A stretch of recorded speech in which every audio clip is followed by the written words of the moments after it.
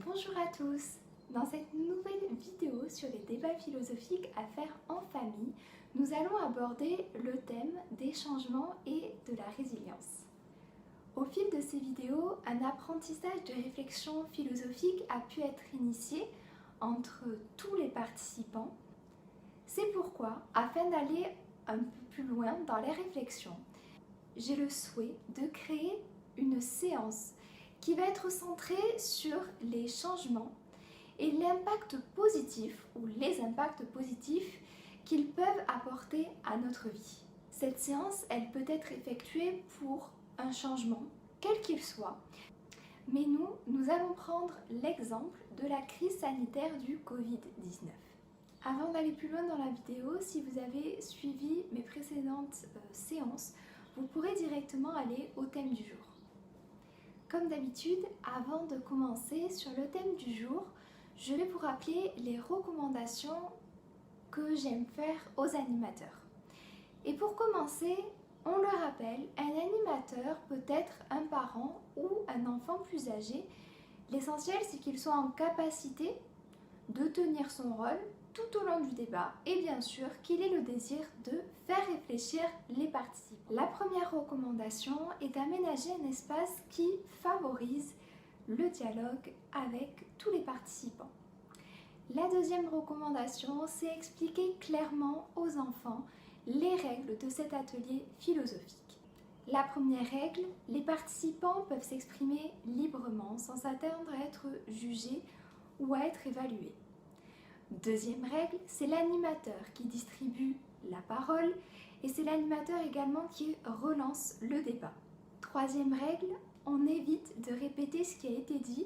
Une prise de parole doit apporter quelque chose de constructif. Et quatrième règle, on écoute sans se moquer.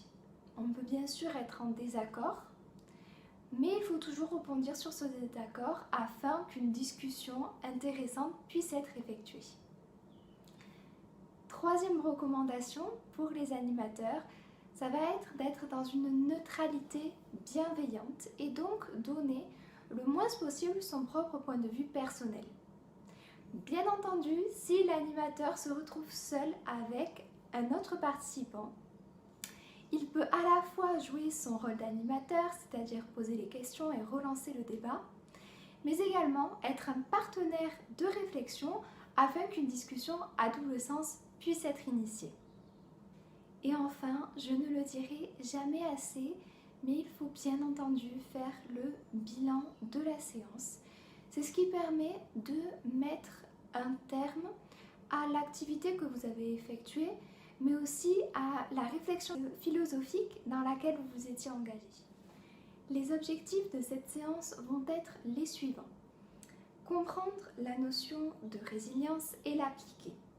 Amener à une réflexion sur nos différentes manières de réagir face à un changement. Et enfin, construire une réflexion sur les impacts des changements, même minimes, sur nos vies.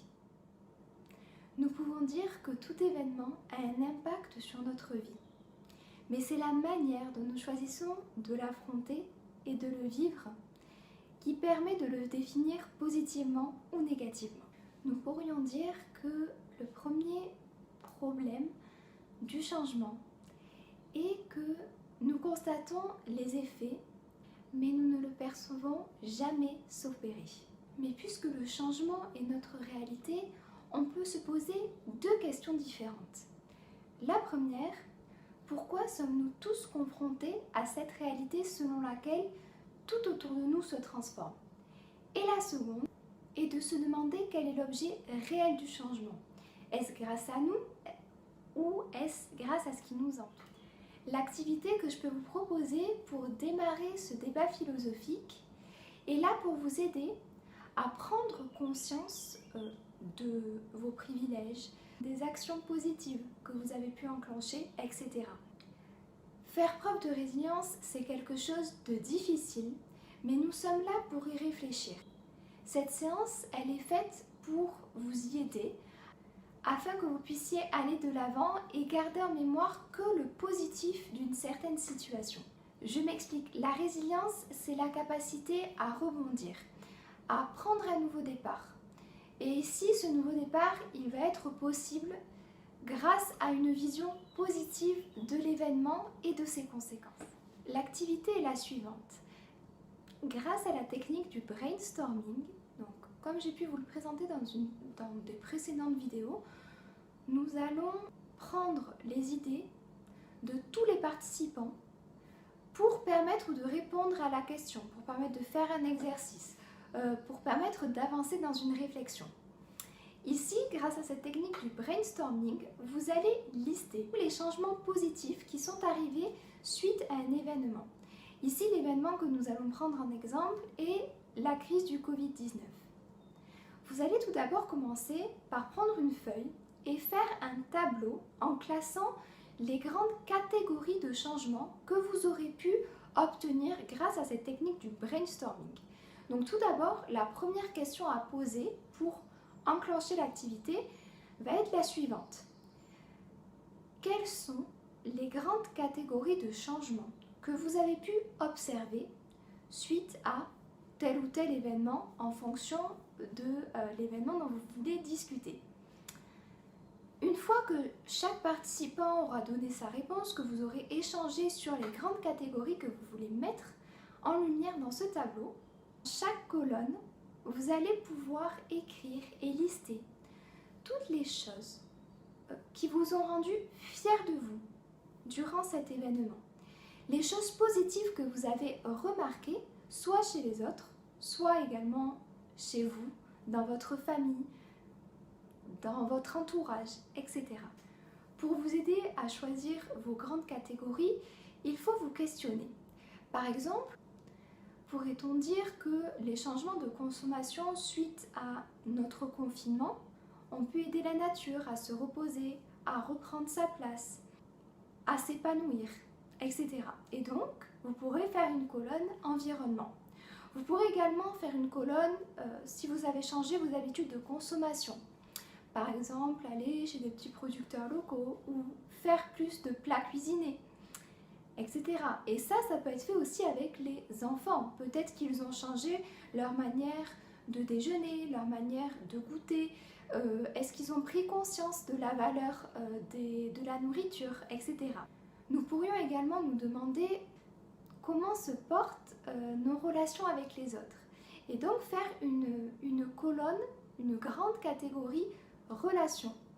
Relations entre parents et enfants, s'est-elle améliorée? Vous êtes-vous rapproché de vos frères, de vos sœurs, de vos grands-parents, de vos amis par des visioconférences, etc. D'autres idées de grandes catégories, comme les valeurs que vous avez pu rencontrer. Nous avons pu observer ce phénomène de solidarité qui s'est créé entre chaque personne par le biais de la prise de nouvelles régulières, par le biais du relais d'informations concernant des restaurants qui livrent à domicile. Toutes ces petites choses que vous avez pu remarquer, comme les valeurs de tolérance, de respect, de solidarité. Nous pourrions faire également une grande catégorie bien-être. Et là, peut-être noter, est-ce que vous avez repris le sport? Est-ce que vous avez fait plus d'activités avec des membres de la famille? Est-ce que vous avez pris le temps de prendre soin de vous ou de ranger votre chambre ou de jouer avec ou de réfléchir un petit peu à votre bonheur? Est-ce que vous avez pris le temps d'écouter vos émotions? Et pour finir, vous pourriez peut-être faire une grande catégorie sur les activités que vous avez pu mettre en place durant cet événement, choses qui ont changé aussi dans vos manières d'appréhender le monde, d'appréhender les relations, d'appréhender la suite de cet événement. Il me semble que tous les événements et bien sûr les grandes catastrophes, les catastrophes naturelles, les guerres, mais aussi des événements plus minimes, nous apprennent la résilience, la tolérance et la solidarité. C'est aussi des valeurs qu'on peut transmettre aux générations futures en leur racontant des événements marquants de nos vies. Et ici, nous pourrons plus tard raconter cette crise sanitaire qui a pu totalement nous bouleverser et bouleverser notre mode de vie. Pour moi, faire cet atelier philosophique avec des enfants est d'une importance capitale, car le monde est toujours en changement. Et c'est une question fondamentale qui se pose à tout âge.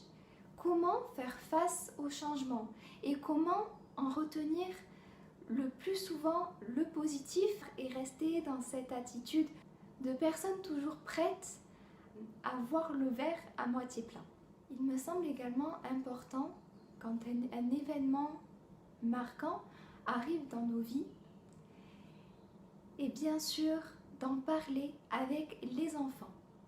Parce que l'anxiété qui peut en découler, ou encore la peur qui peut s'installer suite à cet événement, sont peut-être des émotions négatives. Il peut également y avoir des émotions positives comme la joie, l'excitation, etc.